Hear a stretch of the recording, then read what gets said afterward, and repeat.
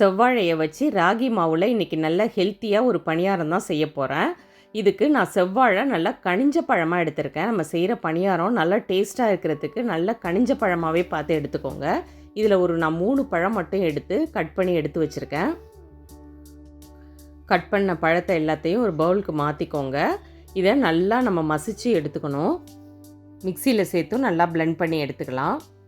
நம்ம சேனலில் நிறைய ஹெல்த்தி ஸ்வீட்ஸ் வீடியோ அப்லோட் பண்ணியிருக்கேன். அந்த வீடியோவோட லிங்க்கு டிஸ்கிரிப்ஷனில் கொடுக்குறேன். கண்டிப்பாக அதையும் செக் பண்ணி பாருங்கள். 3 செவ்வாழை பழத்தை எடுத்திருந்தோம். அதுக்கு 1 கப் ராகி மாவு சேர்த்திங்கன்னா சரியாக இருக்கும். இது கூட அரை மூடி தேங்காவை துருவி எடுத்து வச்சுருக்கேன். அதையும் சேர்த்துக்கலாம். இது கூட 2 டேபிள் ஸ்பூன் அரிசி மாவும் வாசனைக்கு 2 ஏலக்காவையும் தட்டி சேர்த்துக்கிறேன். எந்த ஸ்வீட் செஞ்சாலும் கொஞ்சமாக உப்பு சேர்த்துக்கோங்க. இப்போ 1 டேபிள் ஸ்பூன் நெய் சேர்த்து சின்ன சின்னதாக கட் பண்ண அரை மூடி தேங்காவை நல்லா வறுத்துக்கலாம். வறுத்த தேங்காவை மாவோடு சேர்த்துருங்க. இது போல் சின்ன சின்னதாக கட் பண்ணி தேங்காய் சேர்க்கும்போது நல்ல டேஸ்ட்டாக இருக்கும். நான் எடுத்திருந்த 1 கப் ராகி மாவுக்கு 300 கிராம் வெல்லம் கரெக்டாக இருக்கும்.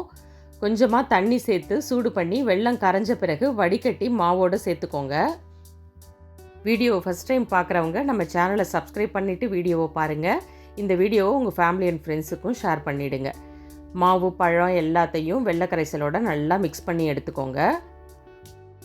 இப்போது குழி பணியார கல்லில் எண்ணெயோ நெய்யோ சேர்த்துக்கோங்க. வடை சட்டியில் எண்ணெய் சேர்த்து நீங்கள் கரண்டியால் கொஞ்சம் கொஞ்சமாக ஊற்றி எடுத்தும் நீங்கள் பணியாரம் பண்ணலாம். நான் இன்றைக்கி குழி பணியார கல்லை யூஸ் பண்ணி தான் பண்ணுறேன். இதுக்கு அதிகமான எண்ணெயோ நெய்யோ தேவைப்படாது. இது போல் ஊற்றி எடுத்து ஒரு பக்கம் வெந்ததும் திருப்பி போட்டுக்கோங்க. வேகிற வரையும் ஸ்டவ்வை மீடியம் ஃப்ளேம்லேயே வச்சுக்கோங்க. அப்போ தான் நல்லா வெந்து வரும். பார்க்கவே எவ்வளோ சூப்பராக இருக்குது பாருங்கள். ஒரு பக்கம் வெந்துருச்சு. நான் எல்லாத்தையும் திருப்பிக்கிறேன். இது போல் ஹெல்த்தியான ரெசிப்பியை உங்கள் வீட்டில் உள்ள குழந்தைங்க பெரியவங்களுக்குன்னு எல்லாருக்கும் செஞ்சு கொடுங்க. ரொம்ப ரொம்ப நல்லது. இதே மெத்தட்லேயே கம்பு மாவுலேயும் செய்யலாம். நல்லா டேஸ்ட்டாகவே இருக்கும். நீங்கள் இதே பணியாரத்தை நேந்திரம் பழத்துலேயும் செய்யலாம். அதுவும் நல்ல டேஸ்ட் கொடுக்கும். நீங்கள் எந்த வாழைப்பழம் யூஸ் பண்ணி பண்ணாலும் நல்லாவே இருக்கும். ட்ரை பண்ணி பாருங்கள். இந்த ஹெல்த்தியான செவ்வாழை ராகி பணியாரத்தை வீட்டில் உள்ள எல்லாருக்கும் செஞ்சு கொடுங்க.